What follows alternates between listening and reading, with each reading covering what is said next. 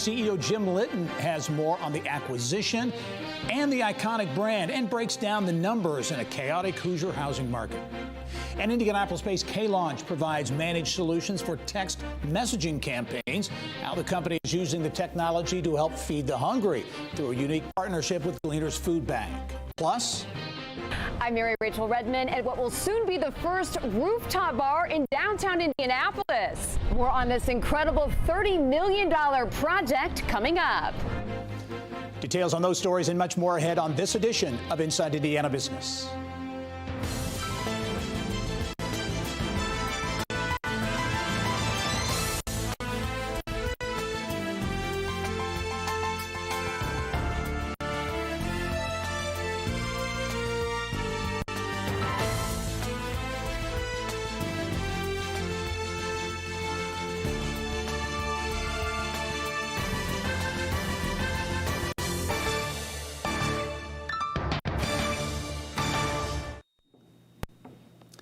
Hello and welcome to Inside Indiana Business. I'm Gary Dick. It is a name synonymous with residential real estate in Indiana more than 100 years. Now, Indianapolis-based FC Tucker Company is under new ownership after being acquired by Pittsburgh-based Howard Hanna Real Estate Services.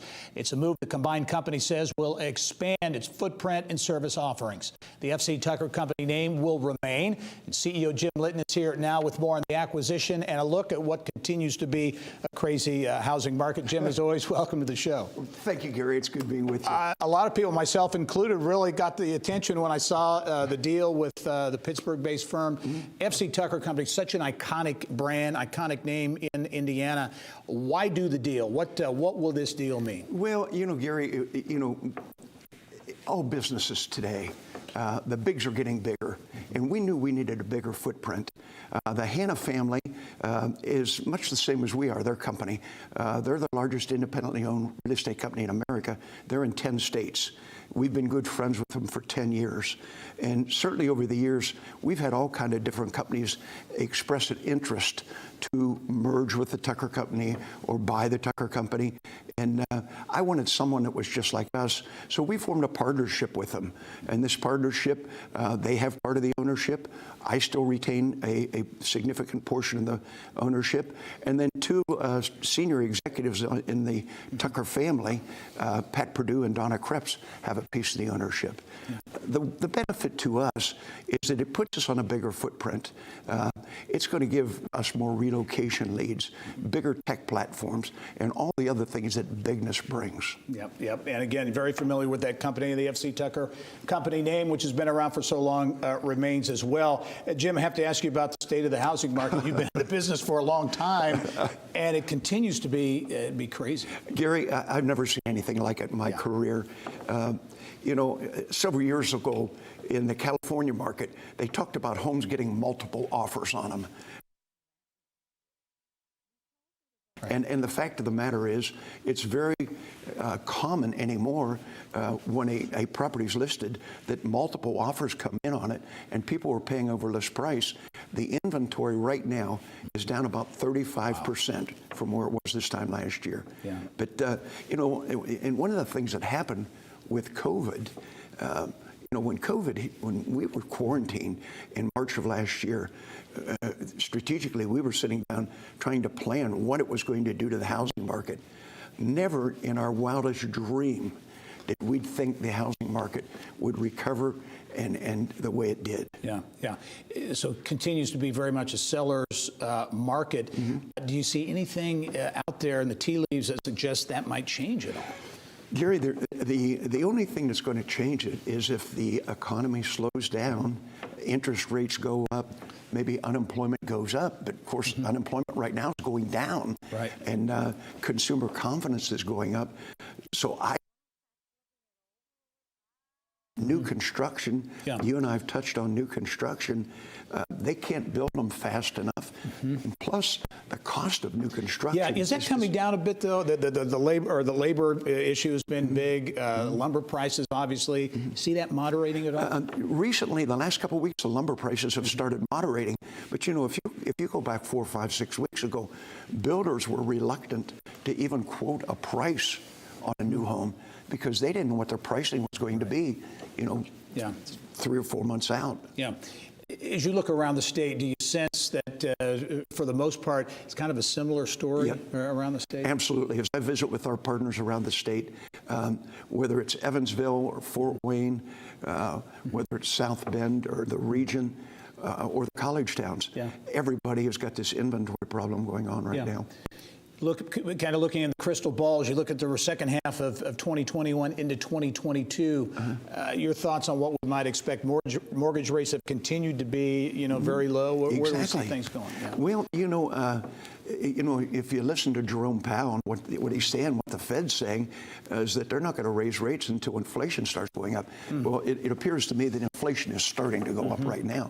And then they said the other key ingredient would be they wouldn't raise rates until unemployment got below pre-COVID levels. So I think you're going to, a lot of the economists are saying these rates are going to hold through next year, which if it does, I don't see this housing market abating at all. Great perspective, as always, from Jim Letton, the CEO at FC Tucker Company. Jim, great to see you, and congratulations on the deal as well. Thank you very much, Gary. All right. Well, Wish TV sports director Anthony Calhoun, or AC, could probably serve as a tour guide for some of the best golf courses in America. He's an avid golfer. He's played on 9 of the top 10 courses in the country, and he's my guest this week on the Business and Beyond podcast. AC grew up in Evansville, graduated from Bosse High School and then Syracuse University. He's been a fixture on TV, the TV sports scene, for nearly 25 years. We covered a number of topics, including his raising more than $2 million through his annual golf tournament for Teachers Treasures, and some of his favorite sports stories. The most recent, new Colts quarterback Carson Wentz. I'm excited about Carson Wentz. He feels like this is the place for him. Like, I've been told, like, he and his family, like, they love Indy. Like, they like it here.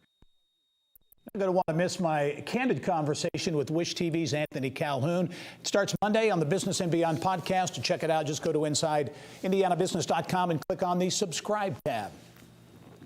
Coming up next, the vision of Indianapolis-based K-Launch is to build a world guided by effortless connections. Co-founder and CEO Josh Ross explains how text messaging can really help diverse organizations like Gleaners Food Bank, the Indianapolis Colts, and Gainbridge.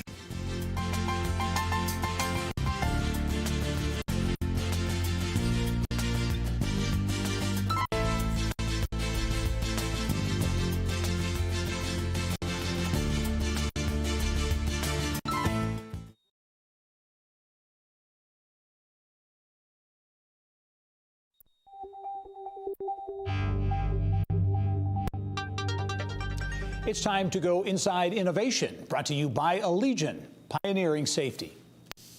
Well, Indianapolis-based K-Launch is helping a wide range of organizations like Gleaners Food Bank communicate with the people they serve. Since the pandemic began, K-Launch says it has helped Gleaners serve more than 1 million meals. To find out how, pleased to welcome to the show co-founder and CEO Josh Ross with more. And Josh, welcome to the program. Thank you for having me. K-Launch, a unit, a division, if you will, of Carano. Give us the kind of the model, the business model. Yeah, so Carano's the holdings company, K-Launch independent company beneath that. But the K-Launch model is about experiential messaging, delivering experiential messaging to consumers in a managed format. So we manage all the content for our customers, we curate all the messaging, and deliver that to them in a turnkey experience. Yeah, and you're talking specifically, too, about text messaging, right? Why, in your view, is that a powerful tool? Because you've really been able to see some growth from that. It's a laser shot connection to folks' personal device. And we can build empathy and rapport through these types of connections. And so, the data around text messaging in general, 99% open rates, it's just super powerful in the way that you can connect with consumers. Your customer list is diverse. I know you do business with the Colts, with the Indianapolis 500, Gleaners, and I think that's an interesting and maybe a great example to talk about a partnership that you developed with Gleaners Food Bank that really was an outgrowth of the pandemic. Yeah, Gleaners contacted us during the pandemic because they really needed to figure out a way to deliver food and do it effectively. And so we spent some time having some conversations around, maybe some call centers or however they could do that to be able to reach these folks. And it really came down to the technology being text, and text messaging being able to be delivered, again, laser shot connection to someone's personal device. A lot of these folks couldn't get out of their homes during the pandemic. So as we put this together, we orchestrated operational campaigns to deliver food to massive amounts of people and fed over 1 million with the platform. That's a big number. That's a big number. And again, in your view, it's that personalization, that direct contact that you say is key. Yeah, and the convenience of text, right? So consumers, when they are at home, the ability to, in the case of Gleaners, the ability to send a message back to Gleaners and have a two-way interaction and really open up a dialogue with those consumers so that they can understand the needs and address those needs. Yeah, when you talk about text messaging, communication as a platform, is it totally a young person's game? I know you did a campaign with the Indianapolis 500 as an example. Is it just a young person's game? Yeah, we worked through Gainbridge at the 500, but what we found through the demographic information on text is we had the oldest was 92 that messaged in the campaign, and the youngest was 20. So it really is a broad spectrum of folks that are using that. And I think the pandemic played into the older generation, talking to friends and family via their text messaging, and they started to understand more about how to utilize text. And so I think that's going to open up even broader in time. Yeah, where do you see this going? What's next, in your view, in the world of text messaging? I think we coined a term called experiential mobile messaging, which experiential messaging is high-res imagery, high-res video inside of a text message. And there's what's called RCS, which is on the horizon. And once the carriers all come together with this RCS platforms, there's going to be a lot more immersive connectivity that's delivered through text. And so we are, again, excited about that, because once you can put those high-res imagery and video in itself provides a deeper type of engagement. People typically are watching those videos and engaging more effectively. All right, Josh Ross is the co-founder and CEO at K-Launch, doing some very interesting things and growing as well. Josh, great to have you on the show. We'll talk to you soon. Thanks for having me. All right. Well, coming up next, Hotel Indy. It's a first-of-its-kind boutique hotel experience that celebrates Indianapolis icons. Around Indiana reporter Mary Rachel Redmond takes us inside for a sneak peek at this $30 million hotel.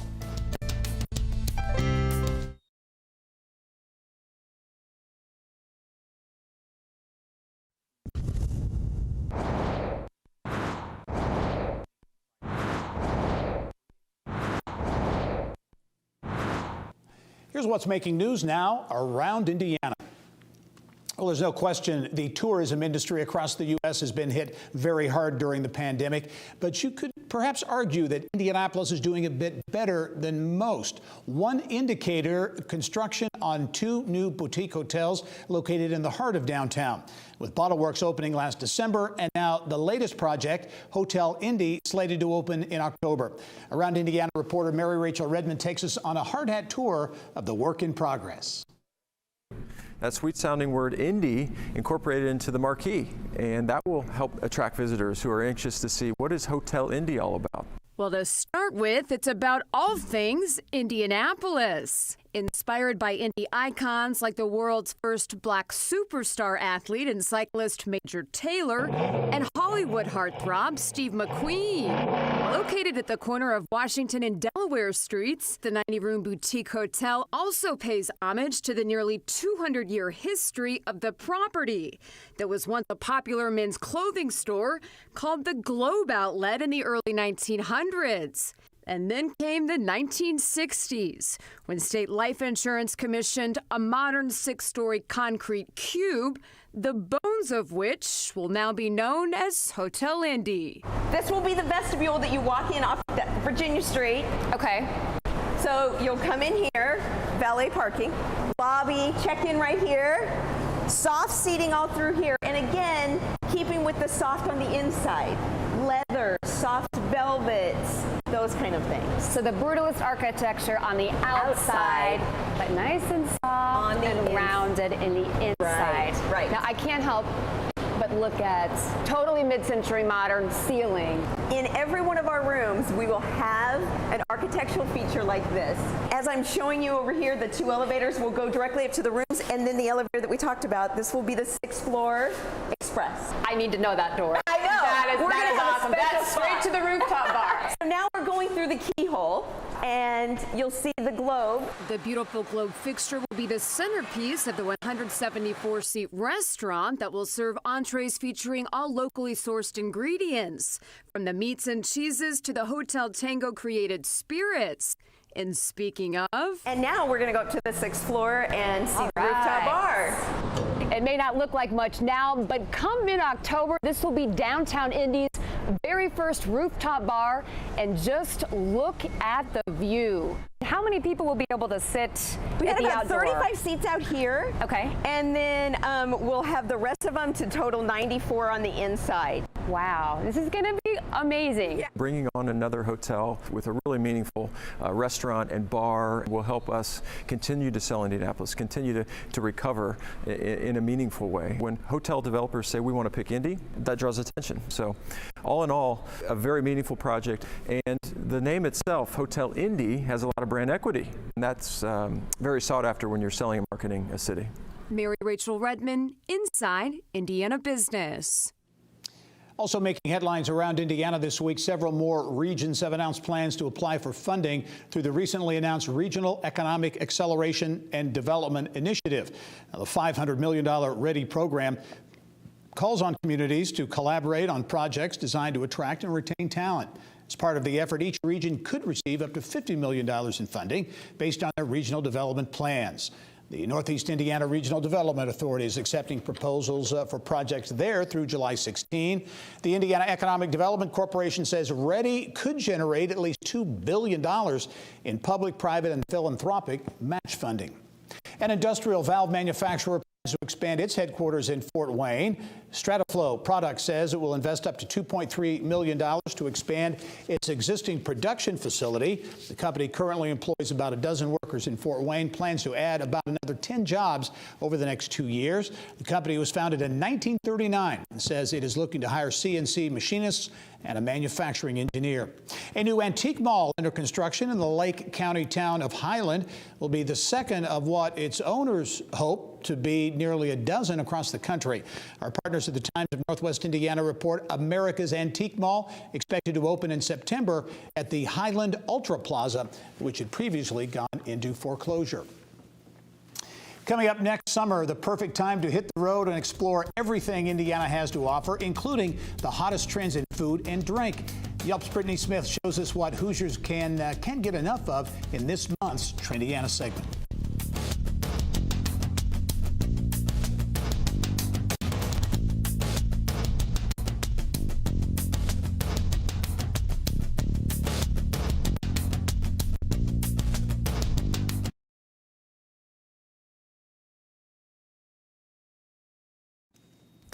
Well, as diners return to restaurants, we thought it would be a good time to dig into Yelp data to find the food and drinks that have really been surging in popularity over the past 6 months.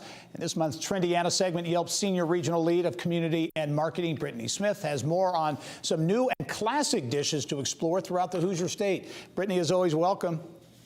Welcome. Thanks so much, Gary. Yeah, absolutely.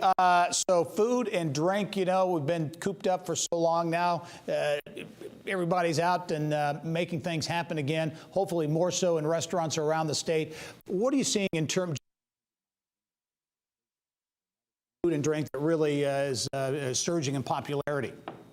Yeah, so when you look at folks getting back out and what are they searching for and wanting to try, right now one of the top trends is lavender lattes. So if you haven't had a lavender latte, now's a great time to try it out, whether it's a hot or cold version.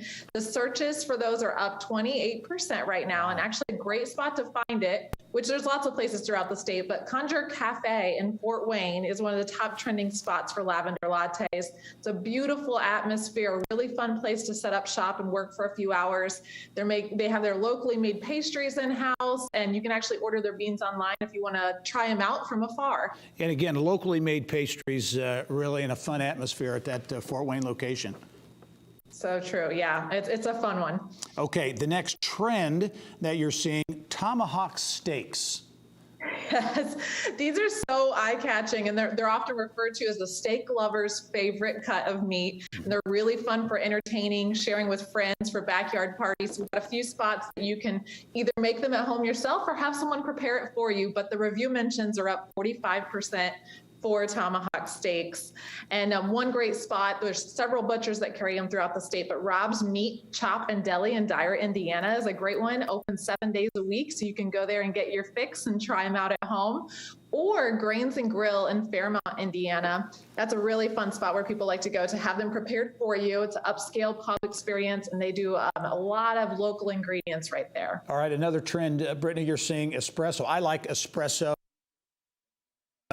at Starbucks every day, but you're talking espresso martinis. That's right. It's the summer of the martini, Gary. We've been seeing that the searches for not only espresso martinis are up 63%, but also for lychee, which is up 65%, which you're finding a lot of those lychee martinis at Thai restaurants throughout the state. But if you're wanting to try the espresso martini, you could go to Cafe Borgia in Munster, Indiana. Very popular, not only for their Italian cuisine, but folks really love their martini menu, and they even have a limoncello martini in true Italian flair. Oh, that sounds very tasty indeed. So you've gotten some great representation from the region, but coming back to Indianapolis now, fufu, and is it egusi? Egusi, yes, egusi soup. That's right. Yes, this is a great one in the international marketplace. Eco-African cuisine is carrying it with rising interest in West African cuisine.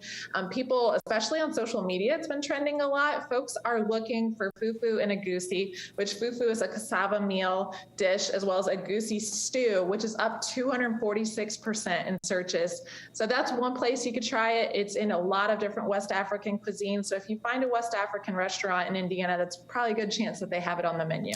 Brittany, really interesting trends around the state and some trendy food offerings, if you will. As always, a great march around the state. Great to have you this week, and we'll talk to you soon. Thanks for exploring with me, Gary. All right. Well, coming up, MedTech Innovator has unveiled its top 50 startups for its annual showcase. Indiana's own Fast Biomedical, one of just a few startups in the Midwest to be selected. And Business of Health CEO Joe Muldoon explains how his startup is working to transform patient care through innovation.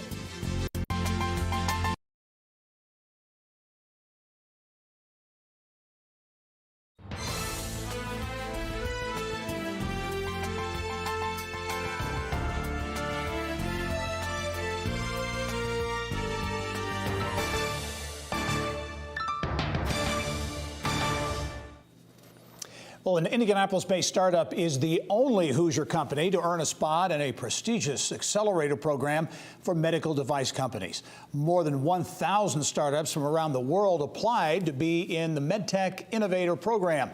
And Fast Biomedical is one of only 50 to be selected. Business of Health reporter Kylie Valletta has more. Kylie. Thank you, Gary. Fast Biomedical says the honor is another feather in its cap. Only 2 other startups from the Midwest were named to this year's Top 50 Showcase for MedTech Innovator, which is the largest accelerator for medical device companies in the world. The visibility is significant for the late clinical stage MedTech startup as it nears the goal line.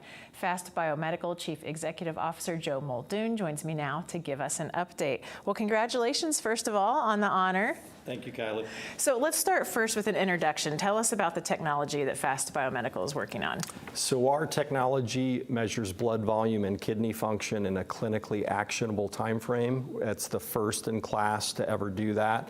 There's lots of clinical applications, but the sweet spot is heart failure patients that come in volume overloaded, yet there is no way to measure their volume. And within minutes, I think it was 15 minutes? We take a blood sample at 15 minutes and we can have the results back to the physician in 45. And really no way to get that stat now with current technology? Not to get it accurately now. Okay, so you were coming off a very successful 2019, you had a lot of momentum, and then 2020 and the pandemic hits and your 2020 plans were just completely derailed. So take us back to that time and explain how your company responded.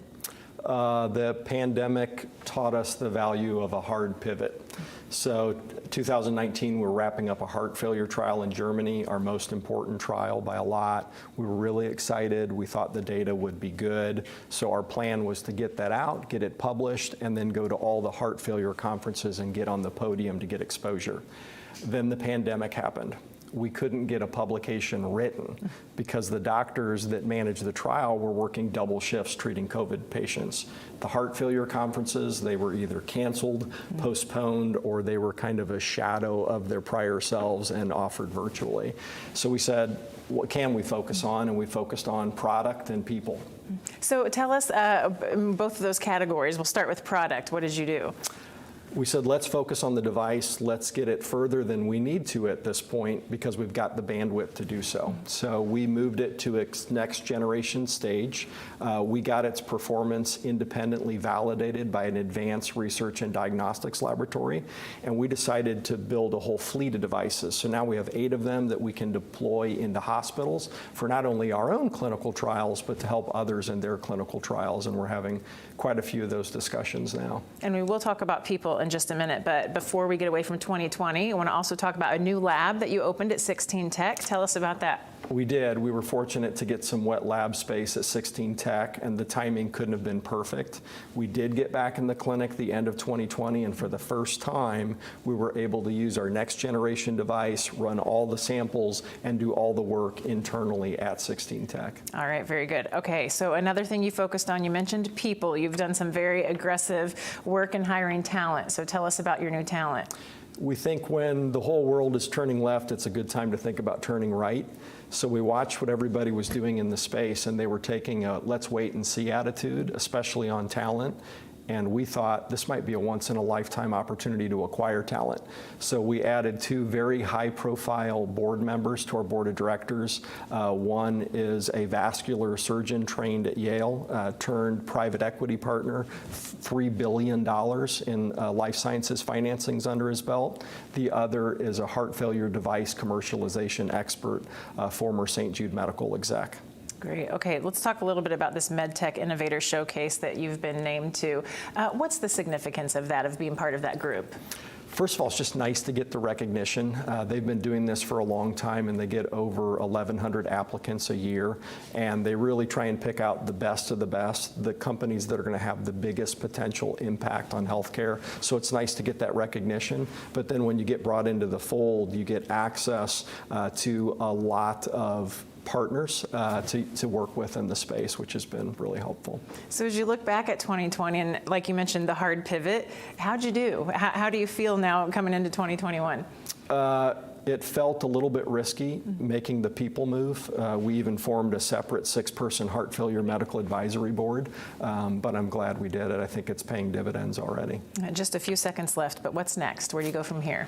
2021 and 2022 are going to be years of exposure. So we do have a publication out now. Expect 1 or 2 more to come from that heart failure trial. We've been on the podium 4 times now in heart failure conferences, and it'll be creating exposure for what we're doing. Okay, very good. Well, good luck in the Innovator Showcase. Bring home the gold. Will do. All right, thanks for being here today. Thank you. Gary, back to you. All right, Kylie, thank you. Well, this week, Indianapolis-based software company Onboard announced it has secured a $100 million investment from JMI Equity, a California-based growth equity firm. Onboard is a board management platform that helps to digitize and organize boardrooms and board meetings. Onboard says the pandemic further highlighted the need for digital platforms, allowing executive boards to focus on strategic oversight and faster decisions. The company says it will use the investment to grow its brand and look for strategic acquisitions. Well, Grace College in Winona Lake says it is doing its part to make college more affordable for low-income students. From Indiana, beginning this fall, incoming students can attend the college tuition-free through a combination of federal, state, and institutional aid. In fact, nearly 20% of the incoming class will receive this free tuition. And with more on that and how Grace Online is setting records as well, I'm pleased to welcome back to the show President Bill Kadip. And Bill, it's always great to see you. Thanks, Gary. It's great to be here. Well, you know, the affordability issue in higher education continues to be obviously a huge issue. And this is a unique program you've put together free tuition for low-income students going to be for those coming in this fall. Talk about the model and how it's being accepted. Yeah, you know, we have such a great state grant program here in Indiana. So when you piece the state grant with the Pell Grant, anybody who has an expected family contribution from Indiana of $1,500 or less, then their tuition is going to be covered. Wow. And we've actually got about 20% of our entering class that are in that category. So it's obviously being very well accepted. You know, so many things going on again in that affordability space. How did you come up? What was the process for trying to figure out something that's going to happen? Well, you know, we worked on affordability after the Great Recession. It's not our first shot at it. Right. We put together a 3-year program. Then in 15, we dropped our traditional student tuition. Last year, we actually dropped our online tuition. So it's just been a platform. We don't think you have to sacrifice quality or excellence in our faith base when we work on affordability. So it's not something brand new for us. Talk about Grace College, because a lot of people have heard of Grace College, Northern Indiana. Under your leadership, there have been a number of innovative programs you've implemented or are implementing. Give us kind of the Grace College model. Yeah, Grace College started in 1948. The seminary started in 1937. And they moved over here to Northern Indiana in 1939. We're about 1,900 students, about 1,200 traditional undergrads, 1,000 on campus, 200 commuters. Then we've got about 700 adult students online and in our graduate programs. Talk about online. You're setting some records with that online program. Talk about that and really what's driving your online. We're like a boutique shop. We've got 300 or 400 students online, but last year we lowered the tuition in the online. And that's what actually caused us to come back and look at for the traditional undergrad, but it worked. We've seen 25–30% increase in the number of students coming in the online. Online can get very cold, it can seem unpersonal, but our staff, they really work with these students. They customize, they help them get in the right classes, they look at all the transfer work, and they make it very doable for them. When you talk about online, how do you see the pandemic, or do you see the pandemic impacting the delivery of higher education going forward? Well, certainly, you know, colleges across the whole country, we all went remote or online. We didn't call ours online because we have online programs, but I think we learned we could do it. You know, we told our students, I think it was the 12th of March, a Friday afternoon, we'd like you to check out of the dorms on Sunday. Wednesday, 3 days later, we're going to start remote. And our faculty were phenomenal. They got ready. And that's happened all over. So we've realized we can do things that we never dreamed we could before. A lot going on at Grace, including from a physical nature. You've got a number of improvements going on campus. Yeah, we're especially excited. We're doing a complete gut and remodel to our cafeteria. It was built over 50 years ago, and it served us so well, but it's a $5 million project, and they say they'll be ready to have us in about 5 weeks. So wow. I went over there yesterday. I've got to admit, I wonder a little bit, but it's going to be phenomenal. It allows for the food stations and a more contemporary look to how we serve the food and prepare it. We also have in the town of Winona a $6 million ice skating rink being built. The town, along with the K21 Foundation, the Dana Mary Louise Miller Foundation, they've just put this together. In the summer, we're going to have it for concerts and all sorts of, it's almost like it's going to be our students. That's great. Well, in fact, I was going to ask you about that, the setting of Winona Lake, and so many things have happened, improvements and that kind of things. It really... you know, 20 years ago, when families would come to visit, we'd just pray, don't go down to Winona. Now we take them all down there. It's a phenomenal setting, phenomenal. Very good. Bill Cadup is the president at Grace College. Bill, always great to see you. A lot going on, obviously, on campus and beyond. Appreciate it. We'll talk to you soon. Thank you so much. All right. Well, this week, Leadership in Flight Training Academy, or LIFT, a flight and aviation maintenance training school in Indianapolis, announced it will send its graduates to Cape Air in a program to provide the airline with a pool of aviators to operate daily passenger flights. Cape Air operates throughout the Midwest, Montana, the Northeast as well. LIFT Academy says the relationship enables it to promote workforce development in aviation and provide greater opportunities for pathways to commercial airline careers. LIFT Academy opened as a flight training school in 2018 and added maintenance technician apprenticeship programs in 2019.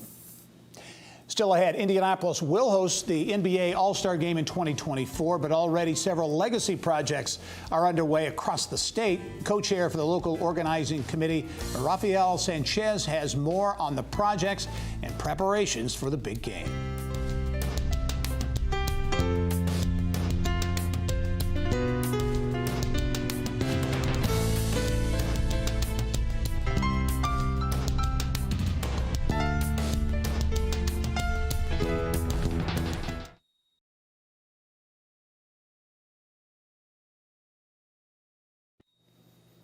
While the pandemic forced the postponement of the 2021 NBA All-Star Game in Indianapolis to 2024, it did not defer All-Star legacy projects from unfolding throughout the state. Bill Benner has more on this week's Inside Indiana Sports. Bill. Gary, thanks. And while we will have to wait for the All-Star Weekend, the game, and some ancillary events, $1 million worth of legacy projects benefiting 21 organizations and impacting nearly 100,000 Hoosier youth are taking place on schedule. Joining us today to provide more details is my friend Rafael Sanchez, co-chair of the NBA All-Star Organizing Committee. And Rafael, welcome. Good to see you again, my friend. Good to see you, Bill. $1 million, 21 organizations, $50,000 grants throughout the state. Really, really an impactful thing that is taking place on schedule. Yes, and you know, it makes us so proud. We were thinking long and hard, what could our legacy be for this wonderful event coming to Central Indiana? And we wanted to make an intentional effort to sprinkle it around the state, to really get everybody from all parts of the state of Indiana engaged with that event. And so, like you mentioned, $1 million program where we entertained 182 applicants, all great organizations. It was a really tough exercise to have to decide on 21 youth-serving organizations, but it's been a wonderful ride so far. Yeah, and again, a key was diversity, geographic diversity, project diversity, and the audiences that they serve. That's right. So, you know, we looked at a map, and really the Legacy Committee spent a great deal of time working on this, so kudos to all of them. But we really, like you said, mentioned, we wanted to look at the diversity in the state. We wanted to make sure we got, you know, projects up and down as far as Evansville to all the way to the region. We wanted to see the diversity of projects. We want to focus on areas such as health and wellness, education. So think about, you know, not obviously basketball courts, but playgrounds, STEM labs. And then we wanted to really focus on the diversity element of what is the population that they serve, and we wanted to look at that as well. So I think we got a great mix on the 21 projects. One that particularly caught my Hoosier heart was at Knightstown, right next to the famous Hoosiers gym. They did a Hoosiers court, and I know Governor Holcomb, and you were on hand for that just a couple of weeks ago. That was a beautiful day, and just a great example of how this brings the community together. Like you mentioned, Bill, the ability to create a replica of the famous, you know, court from Hoosiers, from the movie Hoosiers in Knightstown, just in a gorgeous setting outside. You should have seen the community there. It was just gorgeous weather, and it's just a great, you know, manifestation of what the legacy is going to be all about. It's beyond the game.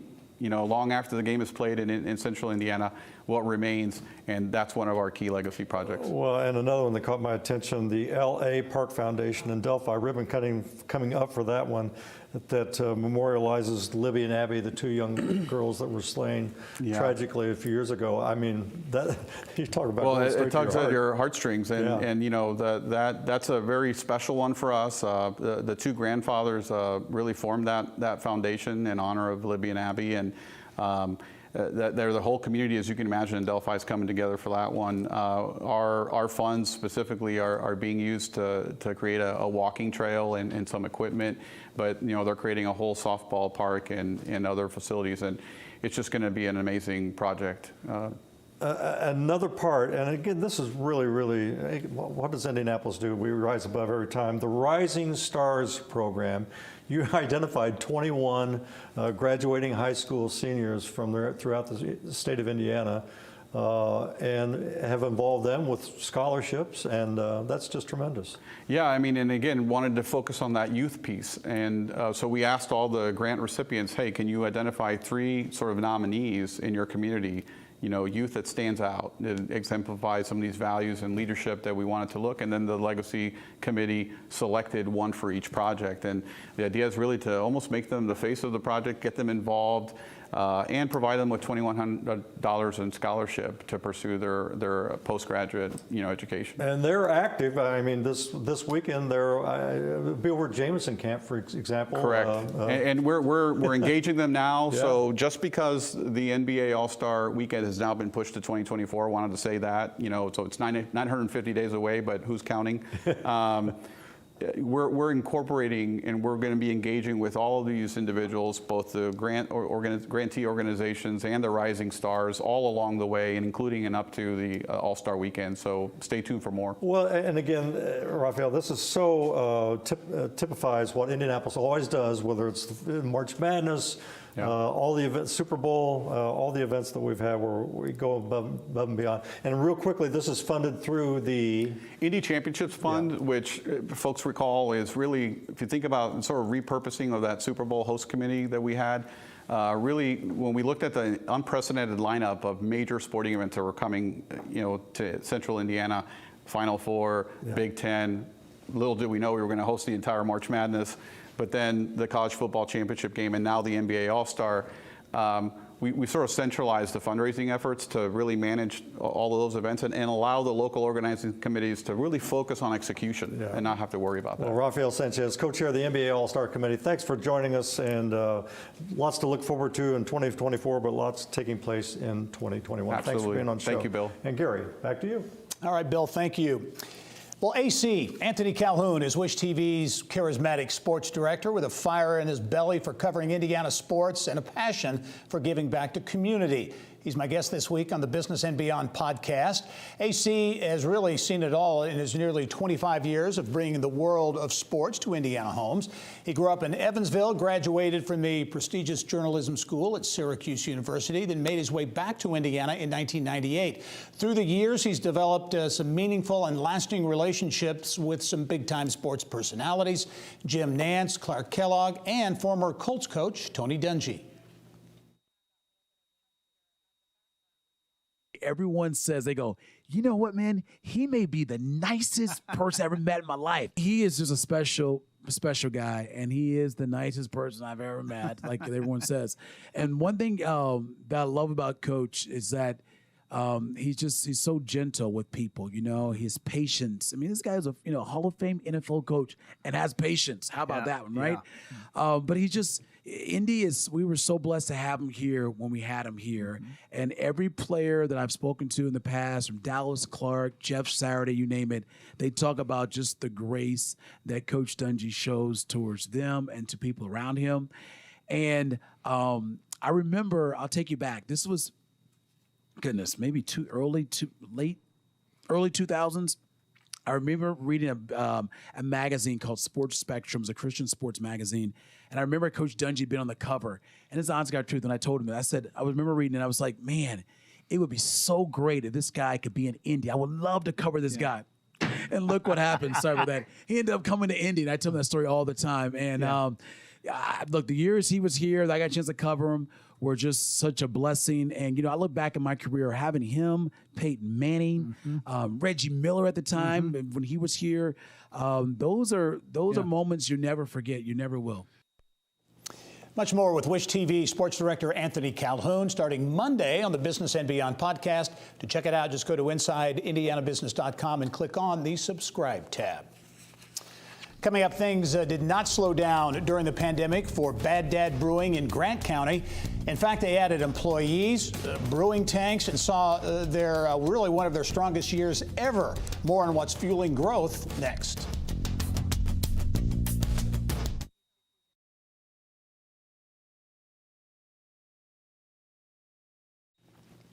Well, based in Fairmount, Bad Dad Brewing Company is a family-owned brewery run by a father-son trio, Barry, Derek, and Patrick Howard. Our Mary Rachel Redmond first introduced you to the brewery last August. Since then, Bad Dad has been named 2020 Best Brewery in Indiana. And also, it's made from scratch pizza featured in Pizza Today and was named Grant County's greatest pizza. During the pandemic, Bad Dad says growth has surged more than 300%. And with more on what's fueling that growth and what might be ahead, pleased to welcome to the show the man behind sales and distribution, Patrick Howard. Patrick, welcome. Hey, how are you? I'm great. You know, Bad Dad Brewing, the name, obviously, I think brings people in, catches people's attention, and it certainly did ours as our Mary Rachel Redmond visited the brewery last year. But since that, you launched in 2017, but just since last year, the pandemic, talk about how business has really been surging. Yeah, overall sales have increased over 300%. Our brewing production that we increased from the year prior to 2020, we increased by almost half.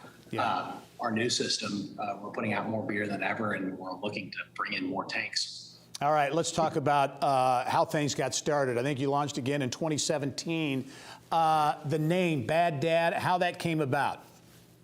Well, when you come from a family of entrepreneurs like we did, your kids are cheap labor. So in the summer, we would work for our dad out in the miserable heat, and all of our other friends were out having fun, and we were working. So we had a bad dad, they had a good dad. So the Bad Dad, the name, I think is interesting, but also you've kind of extended that branding to your individual beers. Talk about some of those names and what's behind some of the names of your beers. Yeah, so all of our beers, we try to go for the dadism, the sayings that you'd hear growing up. Our most popular beer, Tapestry of Obscenity, is in reference to a popular Christmas movie. And our summer seasonal is actually called the Sod Father, which, you know, if anyone has pride in their lawns, it's your father. Yeah, so obviously the names, all those things, you're really focused on extending the brand through advertising. I've seen a number of billboards, certainly here in the Indianapolis area. That's adding, I think, to the interest in the folks who want to come up and pay you a visit. Yeah, we've been putting some billboards popping up all over the Indianapolis area. People might have seen some tighty-whities stretched across the billboards, or maybe some socks thrown over, you know, the classic get home from work and you just start stripping on your way to the couch. Hey, we're showing some pictures, some video of some delicious looking pizza. You're about beer, but you're also about food. The pizza is something that's been an attraction, or is an attraction there at Bad Dad. Yeah, my brother moved back in 2018, and he brought back from New York City the New York style pizza pie. We've gotten 2 pizza ovens to keep up with demand there, and just recently last year we brought on Detroit Square deep dish. Mm-hmm. Yeah. Okay. Production-wise, you've gone from 250 barrels approximately back in 2018. Now you're over 2,000 barrels that you're brewing up there. So you're definitely in a growth mode. How far away? You're located right between Fairmount, right between Fort Wayne and Indianapolis. Where are folks coming to visit you from? Those 2 cities especially, we get lots of families that are split between the 2, meeting up here. Lafayette, Chicago area, Cincinnati, and especially the local community. As we wrap up here, what's next? You, again, are in growth mode. What are your plans going forward for Bad Dad Brewing? Well, right now, we're looking to keep focusing on making excellent beer and pizza. We also just brought in ice cream from Grader's over in Cincinnati. My wife's heading that up. In addition to that, we're looking to get into more liquor stores. We're already in Big Red Liquors, Payless down the Indianapolis area, up in Fort Wayne area, citywide, Gaze, Hops and Schnapps, and also various brands under the Indiana Liquor Group. Well, Fairmount, Indiana continues to be known for as being James Dean's hometown, but that's not all now with Bad Dad Brewing. And Patrick, great to talk to you and to really hear this success story, an entrepreneurial success story. We look forward to following you going forward. Thank you so much. All right, Patrick Howard, Bad Dad Brewing up in Grant County. And I'll be right back after this.